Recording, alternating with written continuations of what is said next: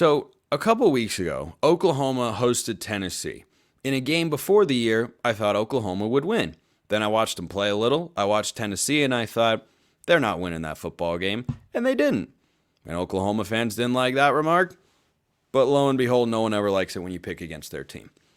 And after that game, Jackson Arnold was removed as the starter. He was actually removed during the game. And I came on afterwards and said, Jackson Arnold is not the fundamental issue here. He might not be the solution. I think you should play it out because this season isn't going anywhere.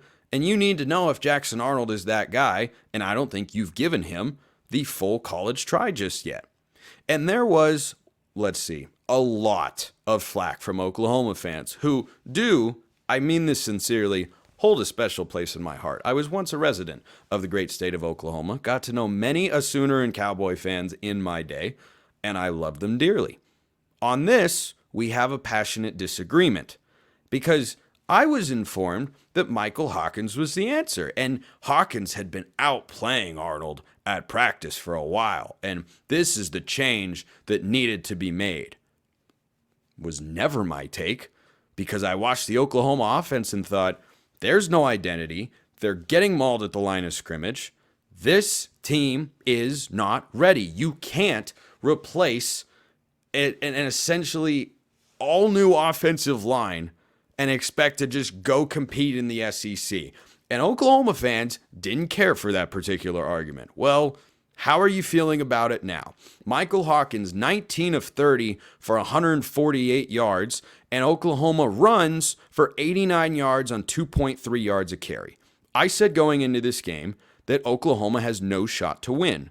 And even after they hung around for a quarter, I never wavered in my confidence in Texas.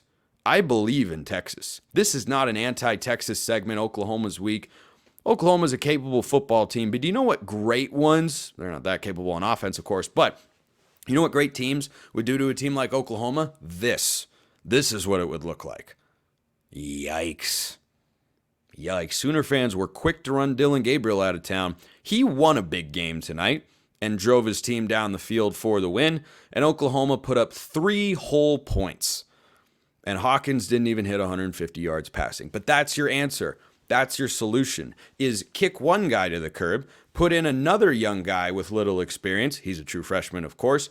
And let's see how he works out. And then in 3 games, when you realize that Hawkins isn't ready to be a full-time starter in the SEC and win football games, you'll probably go on to the next guy, whoever Oklahoma recruits. So I found that to be ridiculous, and I think I earned the right to take a victory lap there on the Sooners. And in this particular game, I was essentially an honorary member of the Burnt Orange fandom because I gassed up Texas and they lived up to the billing.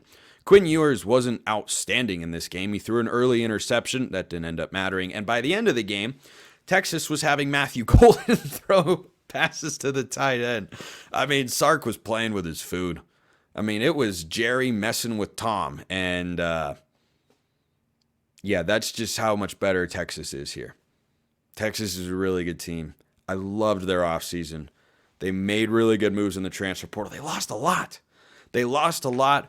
But they made the right moves in the portal. They've got Quinn Ewers back, and they're just operating at a really high level to the point where they can come out sluggish, and the Oklahoma defense can give them fits for a little while, and then it doesn't matter. 34-3.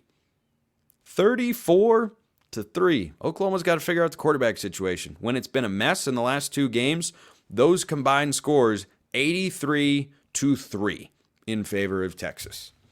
The Longhorns are really good. And Oklahoma, they were never the 18th best team in the country. They were never the 15th best team in the country. And that played itself out.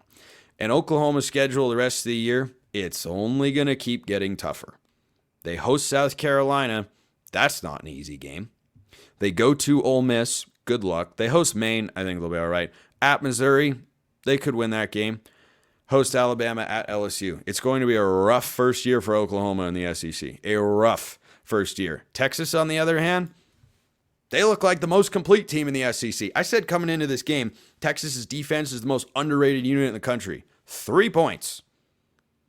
3 points. That's exactly what they should have done. The moment I knew in this game that Oklahoma had no chance, which confirmed what I thought coming into the game, was literally the title of my show last week, that Oklahoma has no chance of beating Texas.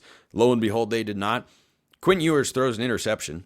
Took him a while to get back into the swing of things, and Oklahoma comes away with 0 points. Once that happened, I could have turned the game off. I turned to the guy next to me and I said, yeah, Texas is going to be just fine. That game's not going to be close. So Texas rolls. You know what was close that I didn't think would be? Tennessee. There's just something about Florida, man. Florida's playing better football. I'll give Billy Napier some credit there. They were up 10-0 against Tennessee. Remember that high-powered, high-octane Josh Heupel offense? Where did it go?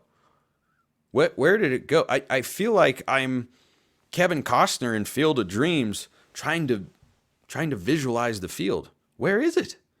Where did it go? Now, Tennessee gets the win. But how are you feeling if you're a Vols fan after this game? I almost put that in a lean lose sort of situation. If you're a Tennessee fan, I don't think you should feel great right now.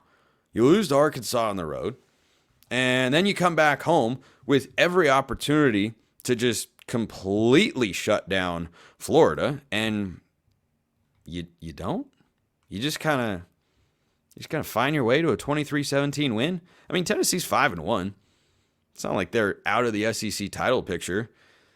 They just don't look like the team that they were through the first 4 weeks of the season. They've got Alabama next week.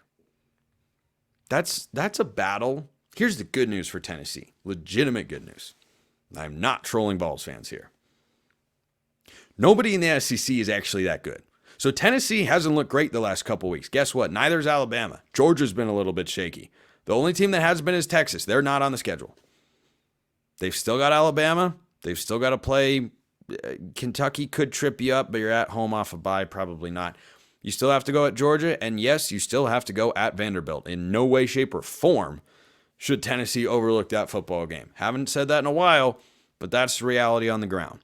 With the way the Vols have played in the last 3 games, and that Oklahoma outcome, that was a top 15 win at the time, not going to be by the end of the season, and the committee will take that into account whether you think that is just and right or not.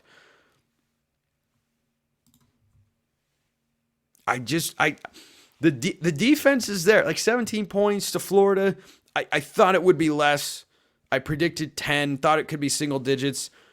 Okay, Florida makes a couple plays. Like, that's not the end of the world. But where's the offense? Where's it going? Nico in this game, 16 of 26, 169 yards and a pick. Where's the passing attack? I'm still looking for it. I know it's in there. It is within you, but it has not shown itself on in the field the last couple weeks. It's going to have to. But Bama, Tennessee, it's going to be really, really fun. And again, good news for the Vols. Good news for the Vols is that nobody in the SEC is that dominant. I don't even think Texas is dominant. They're the best team so far that I have seen. Sure. Dominant? Unbeatable? I don't think so. Appreciate everyone listening. I will see you next time. And until then, hope you have a wonderful rest of your day.